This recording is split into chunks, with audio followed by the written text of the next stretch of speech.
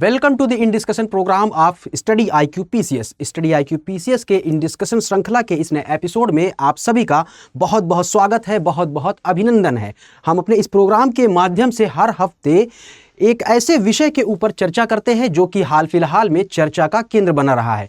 तो आज के इस एपिसोड में हम बातचीत करेंगे छठी अनुसूची और लद्दाख का संघर्ष, यानी कि लद्दाख के लोगों के द्वारा हाल फिलहाल में जो लगातार विरोध प्रदर्शन किए जा रहे हैं उसके पीछे उनका तर्क क्या है और जो उनकी मांगे हैं वो किस हद तक सही है। इन तमाम पहलुओं पर हम लोग बातचीत करेंगे और सरकार का क्या रवैया है इस पर भी बातचीत करते हुए एक प्रीलिम्स के पॉइंट ऑफ व्यू से क्वेश्चन को भी हम लोग डिस्कस करेंगे जिसका उत्तर आप सभी कमेंट सेक्शन में देंगे। तो आप सभी को बता दूं कि इस एपिसोड की शुरुआत करने से पहले सबसे पहले हम ये जानने का प्रयास करेंगे कि लद्दाख क्यों हमारे लिए महत्वपूर्ण है और लद्दाख के लोगों के द्वारा किन आधारों पर विरोध प्रदर्शन किए जा रहे हैं, उनकी मांगे किस हद तक जायज़ हैं और लद्दाख अगर बात करें स्ट्रेटेजिकली हमारे लिए क्यों इतना इम्पॉर्टेंट है और यहाँ के लोगों के द्वारा जो लगातार विरोध प्रदर्शन किया जा रहा है उसके बाद वहाँ के जो क्षेत्रीय प्रतिनिधि हैं उनसे मिलने के बाद गृह मंत्री अमित शाह जी के द्वारा क्या डिसीजंस लिए गए या क्या कुछ आउटकम्स आए हैं उन पर हम लोग बातचीत करेंगे।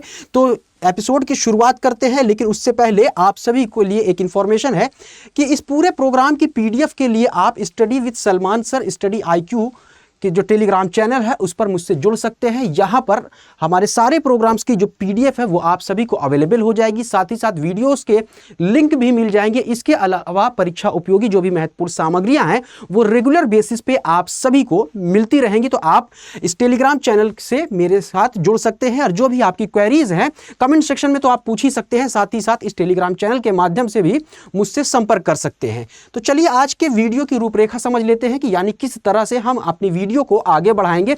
सबसे पहले हम देखेंगे कि न्यूज़ क्या है, उसके बाद हम एक ओवरव्यू लेंगे लद्दाख के ओवरव्यू ऑन लद्दाख का अवलोकन करेंगे। उसके बाद क्या है छठी अनुसूची यानी व्हाट इज 6th शेड्यूल और आर्ग्यूमेंट फॉर इंक्लूजन यानी कि लद्दाख का छठी अनुसूची में शामिल करने के पीछे क्या आर्गुमेंट है, क्या लॉजिक है, क्या तर्क है, इस पर बातचीत करेंगे। इसके अलावा उन तर्कों के ऊपर भी बातचीत करेंगे जो कि इसके अगेंस्ट है, यानी कि लद्दाख को छठी अनुसूची में क्यों शामिल नहीं करना चाहिए, उन तर्कों के ऊपर भी हम लोग बातचीत करेंगे। अब छठी अनुसूची में जब लद्दाख को अगर शामिल कर लिया जाता है तो उससे इसको क्या फायदा होने वाला है जिसकी वजह से ये विरोध प्रदर्शन किए जा रहे हैं, तो उस पर बातचीत करेंगे। साथ ही साथ प्रोटेक्शन अंडर आर्टिकल 371 यानी कि अनुच्छेद 371 के अंतर्गत क्या सुरक्षा मुहैया कराई जाएगी, इस पर बातचीत करते हुए एक प्रैक्टिस क्वेश्चन पर हम लोग बातचीत करेंगे जिसका उत्तर आप सभी कमेंट सेक्शन में देंगे। तो सबसे पहले देखते हैं कि न्यूज़ क्या है, खबर क्या है,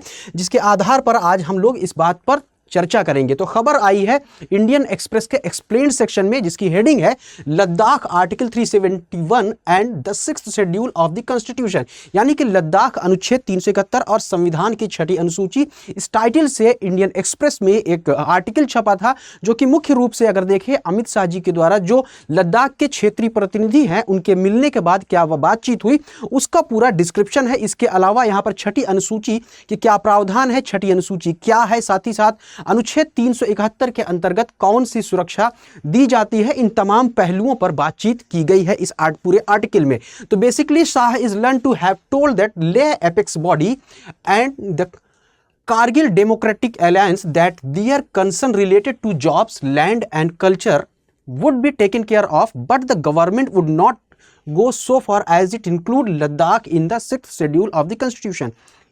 गृह मंत्री ने इस बात को क्लियर किया है कि सरकार जो है लद्दाख को छठी अनुसूची में शामिल करने के लिए तैयार नहीं है। हालांकि सरकार के द्वारा जो वहाँ के लोगों का यह विरोध है जिसमें मुख्य कंसर्न उनकी जॉब, उनकी सिक्योरिटीज, उनके लैंड और वहाँ के कल्चर के सुरक्षा संबंधित जो प्रमुख कंसर्न है, सरकार इससे संबंधित जो भी प्रावधान है या जो भी सुरक्षात्मक उपाय हैं उसके लिए सरकार तैयार है। ये पूरा का पूरा आर्टिकल का टाइटल रहा। तो चलिए बातचीत करते हैं। तो ये पूरी की पूरी खबर रही। अब हम थोड़ा सा बातचीत करते हैं लद्दाख के ऊपर। तो लद्दाख को मानचित्र में अगर देखें तो सबसे पहले देखें कि वर्ष 2019 से पहले जब ये जम्मू और कश्मीर राज्य का हिस्सा था तो क्या इसकी स्थिति थी, और उस स्थिति से अगर आज की स्थिति की हम तुलना करते हैं तो क्या खोया है लद्दाख ने और क्या पाया है लद्दाख ने, इन तमाम पहलुओं पर हम लोग बातचीत करेंगे। लेकिन उससे पहले इसकी भौगोलिक स्थिति की अगर हम बात करें तो यह उत्तर में काराकोरम, किससे, नॉर्थ में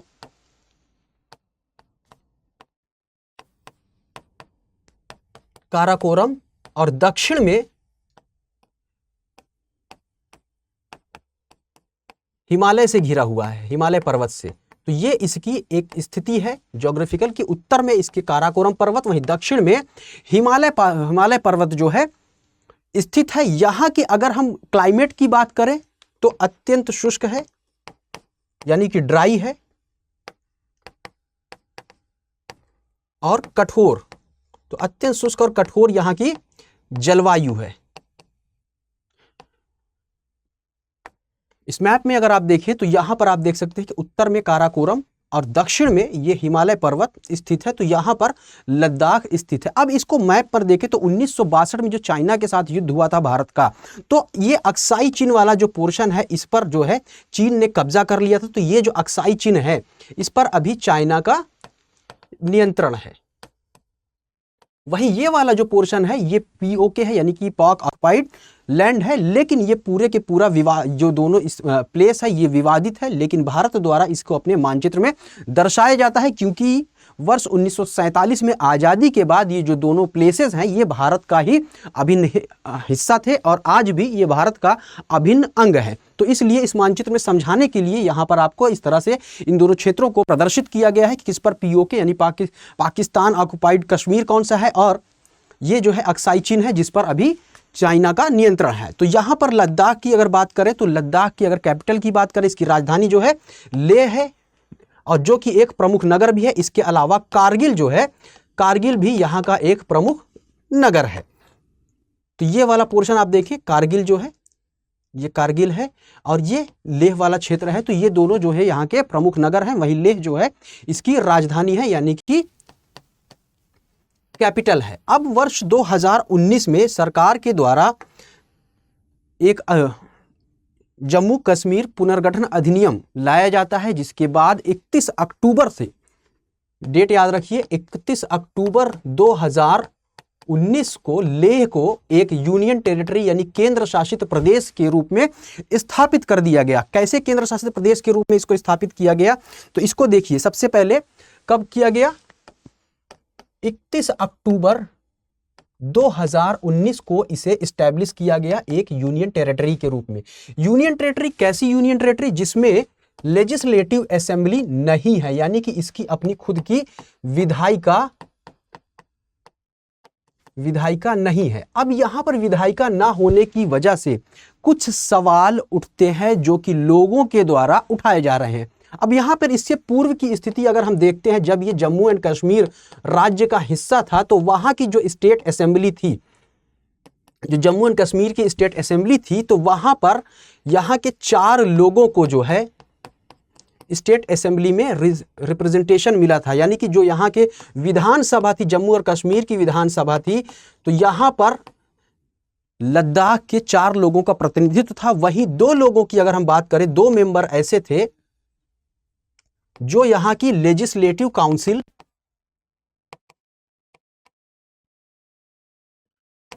के मेंबर थे। तो इस तरह से यहाँ पे देखिए, जो रिप्रेजेंटेशन की बात हो रही है, जो प्रतिनिधित्व की बात हो रही है, वो यहाँ पर पहले की स्थिति में अगर देखें तो ज़्यादा बेहतर थी। लेकिन वर्ष 2019 के बाद जब जम्मू और कश्मीर पुनर्गठन अधिनियम लाया जाता है और इसे एक केंद्र शासित राज्य के रूप में स्थापित कर दिया जाता है, तो यहाँ पर रिप्रेजेंटेशन का सवाल उठता है। तो यहाँ के लोगों के द्वारा ये मांग उठ रही है कि इससे पूर्ण राज्य का दर्जा दिया जाए, पूर्ण राज्य का दर्जा दिया जाए। इसके अलावा इसे 6th शेड्यूल में शामिल किया जाए।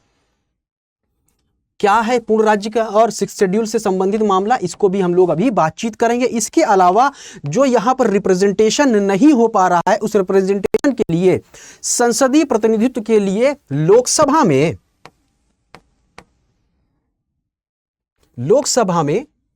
2 सीटें और राज्यसभा में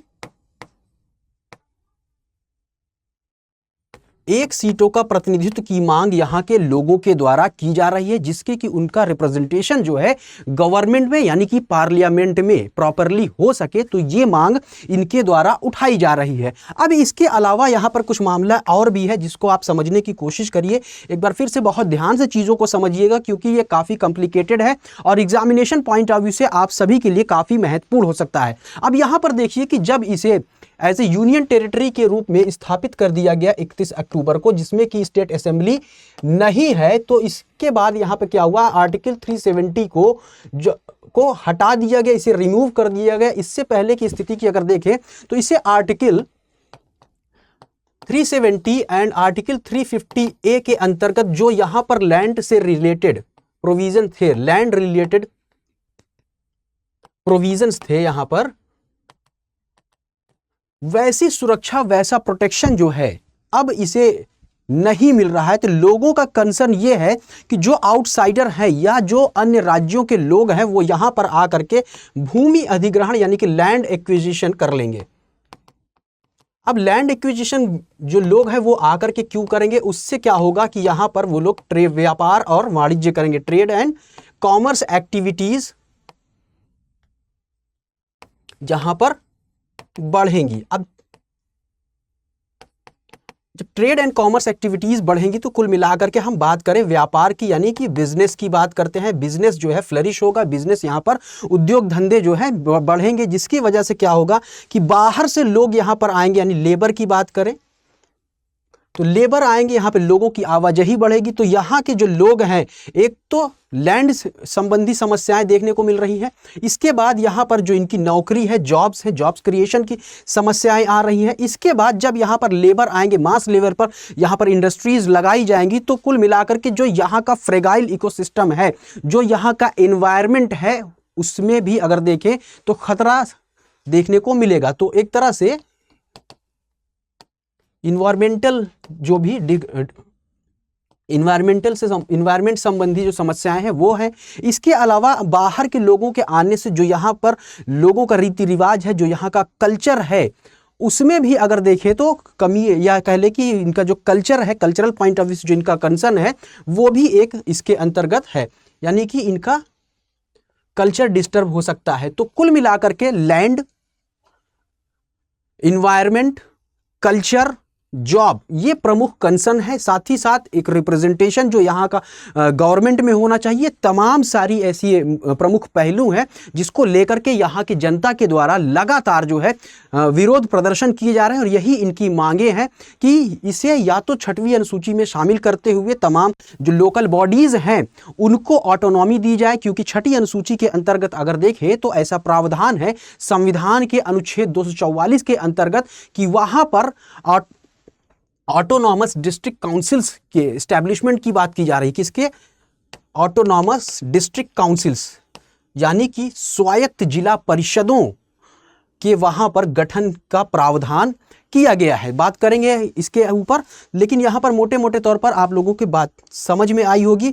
तो मुख्य रूप से इनकी जो समस्याएं हैं, उन समस्याओं को देखते हुए इनकी जो प्रमुख मांगे आती हैं उनको अगर हम समराइज करें पॉइंट ऑफ व्यू में, तो एक तो पहले निकल करके ये आती है कि लद्दाख को पूर्ण राज्य का दर्जा दिया जाए, इसे 6ठी अनुसूची में शामिल किया जाए। इसके अलावा अनुच्छेद 371 के अंतर्गत सुरक्षा प्रदान की जाए। तो मोटे मोटे तौर पर ये 3 जो है मांगे निकल करके यहाँ पर आती है। अब गृह मंत्री जी के द्वारा जो यहाँ के लोकल रिप्रेजेंटेटिव्स के साथ मीटिंग की गई, उसमें ये तो कहा गया कि जो सुरक्षा वाला मामला है सरकार उसको देने के लिए तो तैयार है, साथ ही साथ इनके जॉब, इनकी लैंड, इनके कल्चर और इन्वायरमेंट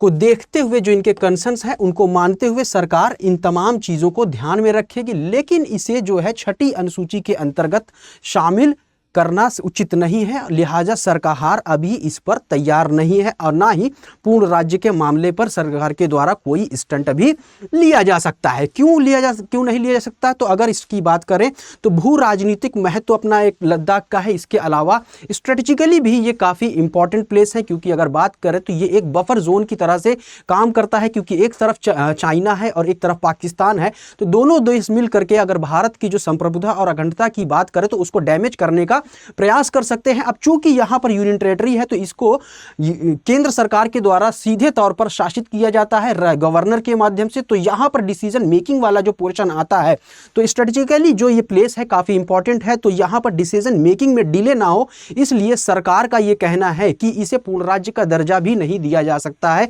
और इसे छठी अनुसूची में शामिल भी नहीं किया जा सकता, क्योंकि छठी अनुसूची की अगर बात करें तो इसमें मुख्य रूप से प्रावधान किसके हैं? जो पूर्वोत्तर राज्य हैं, पूर्वोत्तर राज्यों संबंधी प्रावधान इसमें है, यानी कि पूर्वोत्तर राज्य को कुछ ऑटोनॉमस पावर देने के लिए छठी अनुसूची में प्रावधान किए गए हैं। इसके अलावा पूर्वोत्तर राज्यों को छोड़ करके जो अन्य राज्य हैं, अगर उनके एडमिनिस्ट्रेशन की बात करते हैं तो उसके लिए जो प्रावधान है वो संविधान की 5वीं अनुसूची में है। तो ये तर्क भी सरकार के द्वारा दिया जा रहा है कि जो छठी अनुसूची है ये पूर्वोत्तर राज्यों को स्वायत्तता प्रदान करने संबंधी प्रावधानों को लेकर के है। वही 5वीं अनुसूची जो है पूर्वोत्तर राज्यों को छोड़ करके जो अन्य राज्य है, अगर उनके प्रशासन के संबंधी कोई भी प्रावधान करना है तो वो 5वीं अनुसूची के अंतर्गत आते हैं, ना कि छठी अनुसूची के अंतर्गत आएंगे। तो ये पूरा का पूरा एक तरह से मामला रहा। अब यहाँ पर चीज़ों को हमने देखा, लेकिन अब यहाँ पर देखते हैं कि छठी अनुसूची क्या कहती है। तो छठी अनुसूची के अंतर्गत संविधान का जो अनुच्छेद 244 है वो ये कहता है कि it provides base for the formation of the autonomous administrative division. ये ऑटोनॉमस एडमिनिस्ट्रेटिव डिवीजन के गठन की बात करता है, जो कि ऑटोनॉमस डिस्ट्रिक्ट काउंसिल्स होती हैं या ऑटोनॉमस रीजनल काउंसिल्स भी हो सकती हैं। तो इसके अंतर्गत अगर देखें तो कुछ स्टेट्स को अगर हम बात करें, स्पेशल प्रोविजंस दिए गए हैं किसमें? छठी अनुसूची में। वो कौन कौन से राज्य हैं? असम है, मेघालय है, त्रिपुरा और मिजोरम। याद रखिएगा कि असम, मेघालय, त्रिपुरा, मिजोरम, इसको ध्यान रखिएगा कौन कौन से हैं। इस पर अक्सर कंफ्यूजन हो जाती है, तो जरूर याद रखिएगा। असम, मेघालय, त्रिपुरा, मिजोरम। असम, मेघालय, त्रिपुरा, मिजोरम, ये 4 स्टेट हैं जो कि संविधान की छठी अनुसूची के अंतर्गत कुछ ऑटोनॉमस पावर्स इनको दी गई हैं। अब कौन कौन से पावर्स दी गई हैं? इन पावर्स के अंतर्गत इन स्टेट्स में कौन कौन से डिस्ट्रिक्ट काउंसिल्स या कौन कौन से ऑटोनॉमस काउंसिल्स स्टैब्लिश की गई है, तो उस पर भी एक बार नजर डाल लेते हैं। मेघालय में बात करें तो Khasi hills autonomous district council, Jaintia hills autonomous councils और Garo hills autonomous district council. 3 councils जो है मेघालय में है। वहीं मिजोरम में अगर देखें तो चकमा ऑटोनॉमस डिस्ट्रिक्ट काउंसिल्स, लाई ऑटोनॉमस डिस्ट्रिक्ट काउंसिल्स और मारा ऑटोनॉमस डिस्ट्रिक्ट काउंसिल स्टैब्लिश की गई। वहीं त्रिपुरा में बात करें तो Tripura tribal areas autonomous district council स्थापित की गई है। असम में देखें तो Dima Hasao autonomous council, Karbi Anglong autonomous council और बोडोलैंड टेरिटोरियल काउंसिल। तो इन 4 राज्यों में ये काउंसिल्स जो है स्थापित की गई है, जो वहाँ के लोगों को एडमिनिस्ट्रेशन संबंधी जो भी प्रावधान है, जो किस तरह से एडमिनिस्ट्रेशन को चलाना है, तो इसके लिए इन काउंसिल्स का गठन किया गया है संविधान की छठी अनुसूची के अंतर्गत।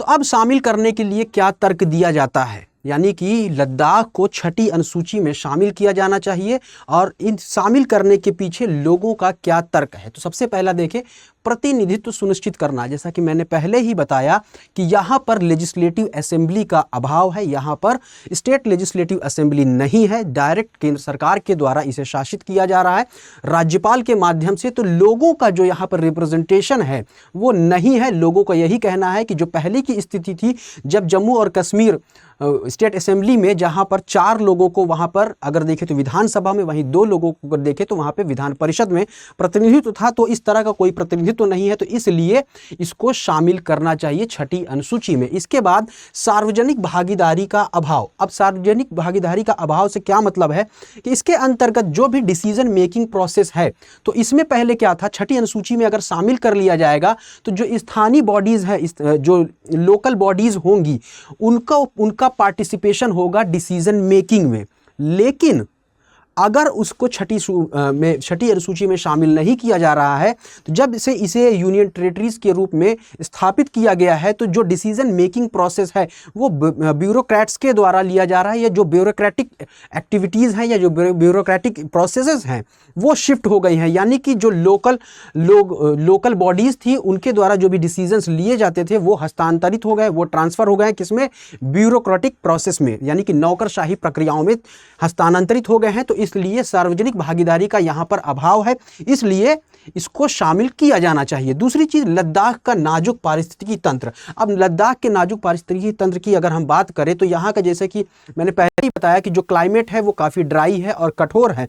यहाँ पर अगर देखें तो पर्यटन की दृष्टि से ट्रैकिंग, पर्वतारोहण जैसी बहुत सारी एक्टिविटीज़ की जाती हैं, जिससे कि यहाँ पर्यटन को भी लाभ मिलता है। इसके अलावा यहाँ पर देखें तो पैंगोंग झील है, इसके अलावा तो इस तरह से बहुत सारी ऐसी चीज़ें हैं, अल्पाइन घास है। तो यहाँ के जो पारिस्थितिकी तंत्र है वो बहुत ही ज़्यादा फ्रेगाइल है। तो लोगों की आवाजाही से जब उद्योग यहाँ पर इस्टेब्लिश होंगे, ट्रेड एंड कॉमर्स की एक्टिविटीज़ बढ़ेगी, तो कहीं ना कहीं जो इसका पारिस्थितिकी तंत्र है वो भी डिस्टर्ब होगा। इसलिए जब इसे छठी अनुसूची में शामिल कर दिया जाएगा तो लिहाजा जो ऑटोनॉमी इनको दी जाएगी यहाँ के इकोसिस्टम को, यहाँ के पूरे पारिस्थितिकी तंत्र को मैनेज करने की, तो पूरी की पूरी जो शक्ति होगी यहाँ के लोकल बॉडीज़ और लोकल लोगों के हाथ में होगी। तो जो यहाँ का फ्रेगाइल इकोसिस्टम है उसको मेंटेन करने में सुविधा होगी। इसके साथ साथ संवेदनशील सीमाएं, सेंसिटिव बाउंड्रीज है, तो चाइना और पाकिस्तान के साथ ये एक तरह से बफर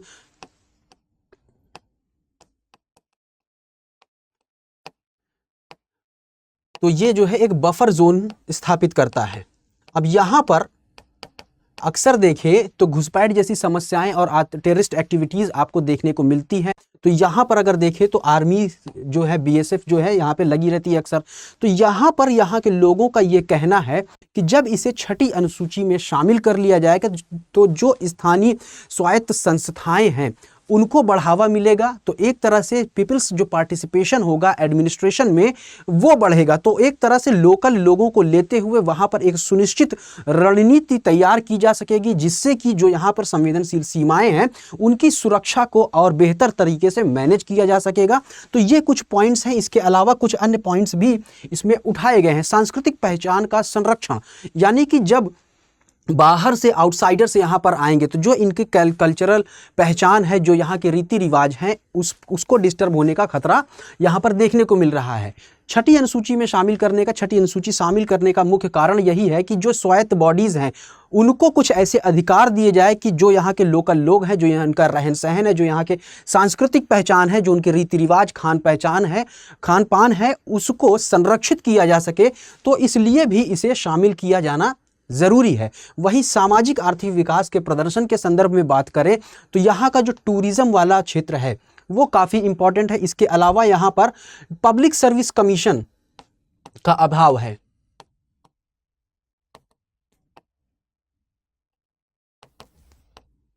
पब्लिक सर्विस कमीशन नहीं होने के कारण साथ ही साथ आलोचकों का यह तर्क भी है कि अगर हम यूनियन टेरिटरीज के इतिहास को देखते हैं तो यूनियन टेरिटरीज जो है काफ़ी कमज़ोर साबित हुई हैं जॉब प्रोवाइड के मामले में, यानी कि रोज़गार सृजन के मामले में और नौजवानों को रोज़गार मुहैया कराने के मामले में जो केंद्र शासित प्रदेश हैं उनका जो तंत्र है वो काफ़ी कमज़ोर है और वो विफल रही है। तो इसलिए जब इसे छठी अनुसूची में शामिल किया जाएगा तो जो यहाँ पर लोकल सेल्फ बॉडीज़ होंगी वो कुछ ऐसे उद्योग धंधे या कुछ नौजवानों के लिए ऐसे रोज़गार के सृजन अवसर करने के लिए कोशिश करेंगी, जिससे कि जो यहाँ का सामाजिक और आर्थिक विकास है वो लगातार बढ़ता रहे, यहाँ के लोगों का सामाजिक और आर्थिक विकास किया जाए। इसलिए भी इसको छठी अनुसूची के अंतर्गत शामिल किया जाना चाहिए। साथ ही साथ लोकतांत्रिक संस्थाओं को मजबूत करना। लोकतांत्रिक संस्थाओं के अंतर्गत बात करें, डेमोक्रेसी का मतलब होता है peoples participation in government making, तो यानी कि जनता का भागीदार होना। तो जब जनता को लोकल यानी कि स्थानीय स्तर पर इस तरह के अधिकार दिए जाएंगे कि वहाँ के लोगों के लिए जो भी डिसीजंस हैं उसमें पार्टिसिपेट कर सके, यानी कि लोकल लेवल पर एडमिनिस्ट्रेशन को जब डिलीवर किया जाता है तो वहाँ के लोगों की जो प्रमुख समस्याएं हैं और उन समस्याओं का किस तरह से निदान किया जा सकता है, क्या एक उपयुक्त साधन हो सकता है कि वहाँ के लोगों की जो समस्याएं हैं उनको एड्रेस किया जाए तो लोकल लोग ही उसको ज़्यादा बेहतर तरीके से समझ सकते हैं। तो इस तरह से अगर लोकल बॉडीज़ को इसमें शामिल किया जाए, छठी अनुसूची में शामिल करते हुए लद्दाख को, तो लोकतांत्रिक जो संस्थाएं हैं, जो डेमोक्रेटिक इंस्टीट्यूशंस हैं, उनको मजबूती मिलेगी, उनको स्थायित्व मिलेंगे। तो ये कुछ ऐसे पॉइंट्स हैं जिनके आधार पर वहाँ के लोगों को ये मानना है कि लद्दाख को छठी अनुसूची में शामिल किया जाना चाहिए।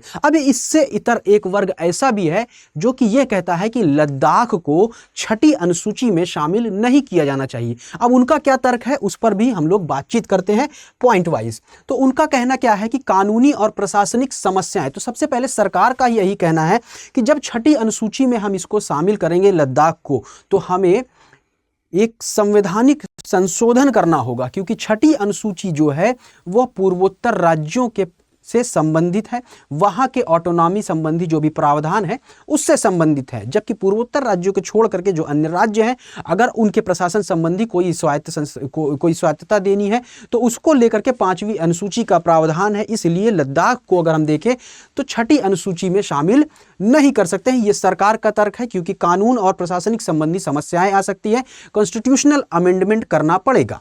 इसके बाद निर्णय लेने में विलंब। अब चूंकि यह एक यूनियन टेरिटरी है तो सरकार के द्वारा सीधे तौर पर यहाँ का एडमिनिस्ट्रेशन देखा जाता है गवर्नर के माध्यम से। तो अब चूंकि इसकी बात करें, भू राजनीतिक महत्व अपना एक अलग है लद्दाख का, इसका स्ट्रेटेजिक पॉइंट ऑफ व्यू से भी अपना एक अलग महत्व है। तो यहाँ पर जो चीन और पाकिस्तान के साथ जो संभावनाएं इस तरह से होती हैं कि जो भारत की एकता और अखंडता है, सुरक्षा है, उसमें सेंध लगाया जा सकता है। तो इसलिए भी अगर कोई डिसीजन लेना हुआ तो जब लोकल बॉडीज़ को अगर हम इसमें इन्वॉल्व करते हैं तो गवर्नमेंट सीधे तौर पर डिसीजन नहीं ले पाएगी, या त्वरित डिसीजन अगर लेने की कोई सिचुएशंस आती है तो गवर्नमेंट सीधे तौर पर कोई डिसीजन नहीं ले पाएगी, और विलंब होने के कारण डिसीजन मेकिंग में हो सकता है कि यहाँ की एकता और अखंडता पर असर पड़े, साथ ही साथ जो यहाँ की सुरक्षा है वो भी डैमेज हो सकती है। इसके अलावा आर्थिक विकास में भी अवरोधक। आर्थिक विकास में अवरोधक किस तरह से है? चूंकि यहाँ पर अगर देखें तो जो भी यहाँ पर हवाई पट्टियों का निर्माण, यहाँ की जो सड़कें हैं उनका निर्माण, यहाँ पर जिस तरह के जो प्रोजेक्ट्स हैं उसमें सेंट्रल गवर्नमेंट का जो है डायरेक्ट इन्वेस्टमेंट होता है, तमाम जो फैसिलिटीज़ हैं वो गवर्नमेंट के द्वारा मुहैया कराई जाती है। लेकिन अगर हम इसे छठी अनुसूची में शामिल कर लेते हैं तो जो लोकल बॉडीज़ हैं कुछ इस तरह के प्रावधान, कुछ इस तरह के कानून बना सकते हैं जिससे कि बाहर का इन्वेस्टमेंट यहाँ पर ना आ पाए। तो यहाँ के आर्थिक विकास में अवरोधक या आर्थिक विकास में बाधा के रूप में इसे हम देख सकते हैं। इसलिए इसे छठी अनुसूची में शामिल नहीं करना चाहिए। उसके अलावा केंद्र सरकार के द्वारा सीधे शासित।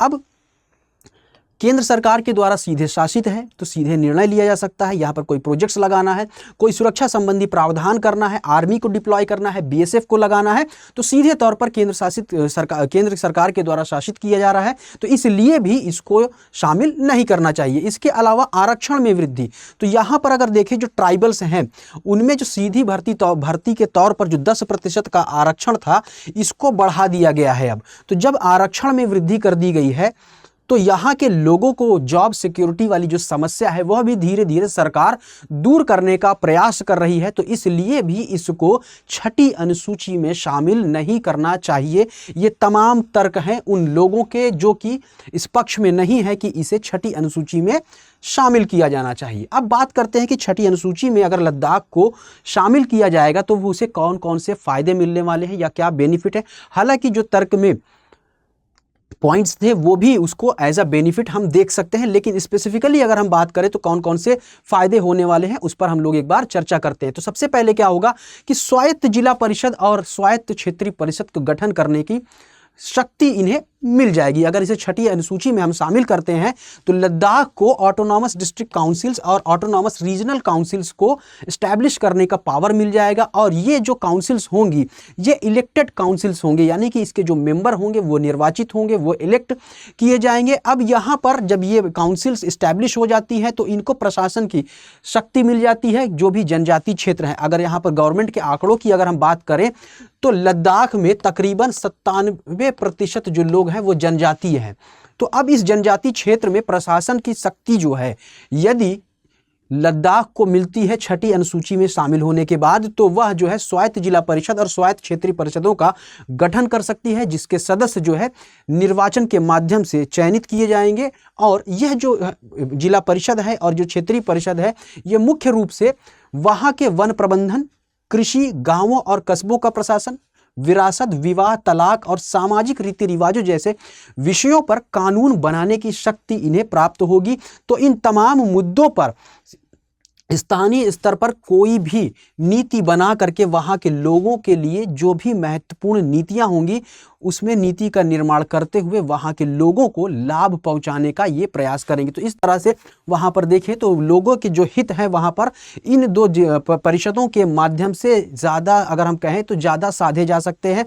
तो इसलिए भी इस तरह का फ़ायदा लद्दाख को मिलता है अगर इसको शामिल कर लिया जाता है छठी अनुसूची में। इसके अलावा कुछ अन्य फ़ायदे भी देखने को मिल सकते हैं। उनको अगर हम देखें तो सबसे पहले देखें क्या और अन्य भी फायदे हो सकते हैं। इसके अलावा क्या हो सकता है कि भू राजस्व एकत्र करने की शक्ति भी इनके पास होगी, यानी कि कलेक्शन ऑफ लैंड रेवेन्यू।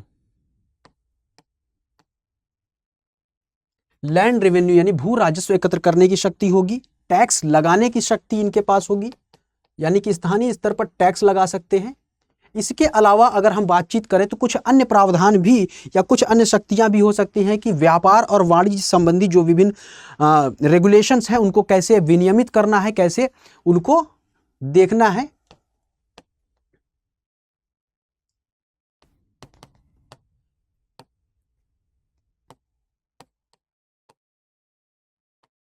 यानी कि व्यापार और वाणिज्य के रेगुलेशन, उनका विनियमन की शक्ति इनके पास हो जाएगी। इसके अलावा जो भी जमीनें वहाँ पर पट्टों पर दी गई होती हैं, तो पट्टों से रॉयल्टी जो होती है,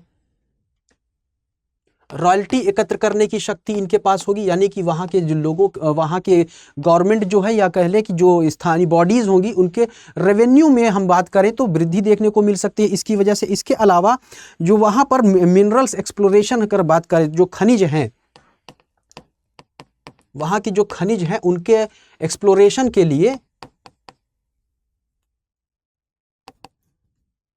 जो लाइसेंस जारी किया जाता है तो इन्हीं बॉडीज़ के पास होंगी। तो लाइसेंस जारी करने की भी शक्ति इन्हीं बॉडीज़ को, इन्हीं काउंसिल्स को मिल जाएगी। तो इस तरह की शक्ति जो है छठी अनुसूची में शामिल होने से इन बॉडीज़ को मिलती है। किसको मिलती है? यहाँ पर जो स्वायत्त जिला परिषद है, यानी कि ऑटोनॉमस डिस्ट्रिक्ट काउंसिल्स हैं, और इसके अलावा जो ऑटोनॉमस रीजनल काउंसिल था, इनके पास या ये इन जनजातीय क्षेत्रों के जो प्रशासन है उनको किस तरह से प्रशासित करना है, ये शक्तियां दी गई हैं। इसके अलावा अगर देखें तो स्थानीय स्तर पर अगर कोई ऐसा क्राइम किया जाता है जिसमें अगर देखें कि जो सजा का प्रावधान है वो 5 साल से अधिक है, 5 साल से अधिक, या मृत्यु की सजा है,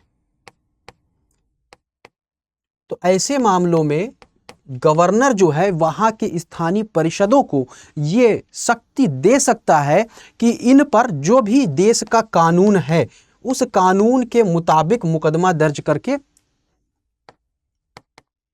देश के कानून के अंतर्गत इन पर मुकदमा चलाने की शक्ति जो है राज्यपाल जो है इन परिषदों को कन्फर्म कर सकता है। इसके अलावा ये जो परिषदें हैं वहाँ पर विलेज कोर्ट्स भी स्थापित कर सकती हैं, विलेज कोर्ट्स भी स्थापित कर सकती हैं ये परिषदें। इसके अलावा कुछ ऐसे ऑफिसर्स को भी ये अपॉइंट कर सकती हैं जो भी यहाँ पर कानून बनाए गए हैं उनको देखने के लिए, यानी कि उनकी समीक्षा करने के लिए, to oversee the law which has been already enacted for the benefit of this local peoples. यहाँ नहीं कि यहाँ के जो लोकल स्थानीय लोग हैं वह उन लोगों के लिए कोई ऐसा कानून बनाया गया है तो उन कानून का कितना पालन हो रहा है, वो कानून कितना प्रभावी है, इसको देखने के लिए अधिकारियों की नियुक्ति भी है इन काउंसिल्स के द्वारा की जा सकती है। तो ये सारी शक्तियां और ये सारे लाभ मिलेंगे अगर इसे शामिल कर लिया जाता है छठी अनुसूची। अब इसके अलावा यहाँ पर एक प्रोटेक्शन की बात आती है। इस आर्टिकल में अगर देखें तो अनुच्छेद 371 की भी बात की गई थी। अनुच्छेद 371 की बात करें तो ये कुछ राज्यों को एक स्पेसिफिक अगर हम बात करें तो प्रावधान उनके लिए देता है, जिसके अंतर्गत वहाँ के कुछ धार्मिक और जो भी सामाजिक समूह हैं उनको प्रतिनिधित्व के मामले में स्वायत्तता प्रदान की जाती है। तो बेसिकली अनुच्छेद 371 और अनुच्छेद 371 का ए से लेकर जे तक यह प्रावधान किया गया है कि कुछ विशेष राज्यों को विशेष प्रावधान मुहैया कराया जाए, जिससे कि जो वहाँ पर कुछ धार्मिक और सामाजिक समूह हैं उनको स्वायत्त प्रतिनिधित्व मिल सके और वो अपने विरासत संबंधी, अपने संस्कृति संबंधी, अपने रीति रिवाज संबंधी जो भी प्रावधान है वो फ्री होकर के उसको मैनेज कर सके, और कोई भी कानून जो कि संसद के द्वारा बनाया गया हो उस और वो वहाँ के स्थानीय लोगों के साथ बनाए गए कानूनों के द्वारा कानूनों से टकराव की स्थिति ना हो पाए, इसलिए कुछ विशेष राज्यों के लिए ऐसे प्रावधान इसके अंतर्गत किए गए हैं। अब यहाँ पर 371 के अंतर्गत बात करें तो जो अमित शाह जी हैं उन्होंने ये बात भी कही कि यहाँ के लोगों को सुरक्षा प्रदान करने के लिए जो बात उठ रही है उसके लिए वो तैयार है, लेकिन ये सुरक्षा जो है उस तरह से नहीं होगी जो कि छठी अनुसूची में शामिल राज्यों को मिली हुई है, तो थोड़ा इससे हट करके होगी। तो यहाँ पर स्थानीय आबादी को सुरक्षा देने की प्रावधान भी जो है अनुच्छेद 371 करता है, जो कि छठी अनुसूची से थोड़ा कम होता है। तो इस मामले में भी ये अलग है। तो यहाँ पर जो सुरक्षा देने की बात की गई थी लोगों को, वो अनुच्छेद 371 के अंतर्गत की गई थी। अब 371 की अगर बात करें तो जब कॉन्स्टिट्यूशन लागू होता है तो ये सिर्फ महाराष्ट्र और गुजरात में ही अप्लाई था, जिसके अंतर्गत जो इन दोनों राज्य हैं, इन दोनों राज्यों के कुछ स्पेसिफिक एरियाज़ में उनके समग्र विकास के लिए और सरकारी व्यय के आकलन करने के लिए जो वहाँ पर विकास बोर्ड है उनके गठन का प्रावधान करता था। यानी कि जब संविधान लागू होता है तो अनुच्छेद 371 जो है केवल महाराष्ट्र और गुजरात तक ही विस्तारित था, जो कि वहाँ के कुछ क्षेत्रों के संपूर्ण विकास के लिए सरकारी व्यय के आकलन करने हेतु विकास बोर्ड के गठन का प्रावधान करता है। अब इसके अलावा कौन कौन सी चीज़ें हैं, जैसा कि मैंने बताया ए से लेकर के जेड तक, तो उनमें मुख्य रूप से हम देख लेते हैं। तो अनुच्छेद 371 ए जो है ये नागालैंड से संबंधित कुछ विशेष प्रावधान करता है, यानी कि पार्लियामेंट कोई ऐसा कानून नहीं बनाएगा जो कि यहाँ के लोकल लॉज के साथ एक टकराव की स्थिति उत्पन्न करे, और जो यहाँ के लोकल कानून और जो यहाँ के रीति रिवाज कल्चर जो यहाँ का है, जो यहाँ की परंपराएं हैं, उसको एक तरह से डिस्टर्ब करे। तो ऐसा प्रावधान अनुच्छेद 371 ए में किया गया है। वहीं आर्टिकल 371 बी और सी की बात करें तो ये विधानसभाओं में विशेष समितियों के गठन की बात करता है। कहाँ पर? असम और मणिपुर। तो असम और मणिपुर की जो विधानसभाएं हैं वहाँ पर विशेष समितियों के गठन की बात करता है, और इस समिति में जो मेंबर्स होंगे वह वहाँ के एमएलएज होंगे, एमएलएज जो होंगे इसके मेंबर होंगे। वहीं आर्टिकल 371F की बात करें तो ये सिक्किम विधानसभा में आरक्षण प्रदान करने के लिए विशेष प्रावधान करता है। तो ये तमाम ऐसे प्रावधान हैं आर्टिकल 371 से जुड़े जो अलग अलग स्टेट को कुछ स्पेसिफिक पावर्स देते हैं वहाँ के लोकल लॉज को, या वहाँ के जो लोकल कल्चर है, जो वहाँ का हेरिटेज है, उसको बनाए रखने के लिए, उसको कंजर्व करने के लिए लोकल ऑटोनॉमी देता है। कुछ स्पेशल प्रोविजंस किए गए हैं अलग अलग स्टेट्स के लिए। तो ये तमाम सारी बातें इससे जुड़ी हुई। अब अंत में अगर हम देखें तो गवर्नमेंट को किस तरह से इस पूरे मुद्दे को लेना चाहिए, आगे की राह की अगर हम बात करें तो स्थानीय स्तर पर लोगों के साथ बातचीत को बढ़ाना चाहिए। साथ ही साथ उनकी जो प्रमुख समस्याएं हैं उनको देखते हुए कुछ ऐसे नीतियों का निर्माण करना चाहिए कि जिसमें कि वहाँ के लोगों का भी पार्टिसिपेशन हो।